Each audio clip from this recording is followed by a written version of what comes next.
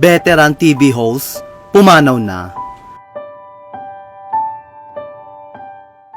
Labis na nagluluksa ngayon ang mundo ng showbiz at broadcasting sa pagpanaw ng veteran broadcaster at TV host na ito.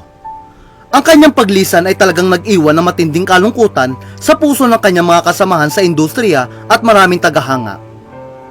Unang kinumpirma na malalapit niyang kaibigan sa industriya ang kanyang pagkawala. Gaya na lamang ng TV host na si Arnold Clavio. Ilang beses na siyang naiulat na pumanaw, ngunit sa pagkakataong ito, hindi na nga ito fake news dahil totoo na talaga.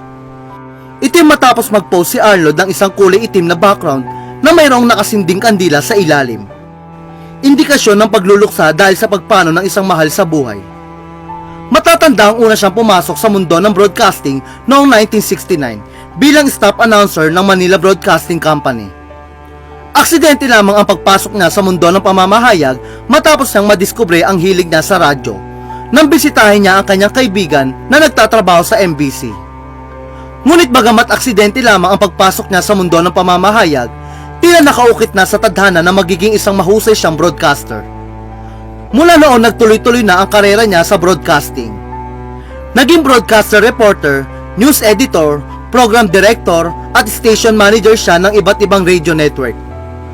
Tumayo rin siya bilang vice president ng Radio Mindanao Network.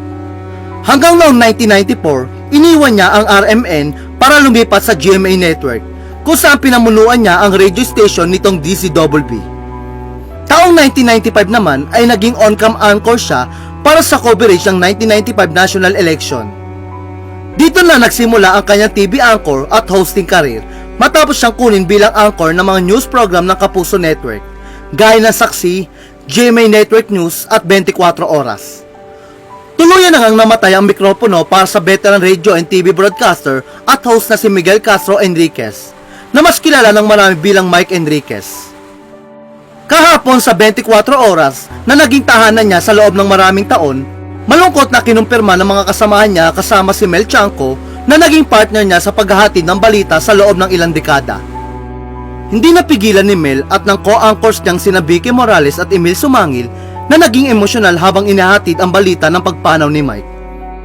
Sa pahayag ng GMA7, sinabi nilang mapayapang sumama si Mike sa lumikha nitong Martes, August 29, 2023. Ibinahagi rin nila ang hindi matatawarang contribution ni Mike sa mundo ng pamamahayag at sa buong TV and Radio News Affairs program ng GMA7. Ayon sa GMA, si Mike ay 71 taong gulang at isa sa mga anchor na pangunahing news program ng GMA na 24 Oras. At nag-host ng longest running public affairs program ng GMA na investigador. Siya rin ay nagsilbing pangulo ng RGMA Network Incorporated at senior vice president at consultant para sa radio operation ng GMA Network. Naging anchor din siya ng Super Balita sa umaga at saksi sa Double B sa DZBB. At mula nang sumali sa broadcast industry noong 1969 at naging bahagi ng GMA Network noong 1995, buong pusong umanong naglingkod si Mike sa mga Pilipino sa loob ng 54 years. Dagdag pa ng GMA, ang dedikasyon sa industriya at pamamahayag ni Mike ay magiging inspirasyon sa lahat. Sa kanyang pagpanaw, naiwan ni Mike ang kanyang asawa na si Ginang Elizabeth Baby Yumping.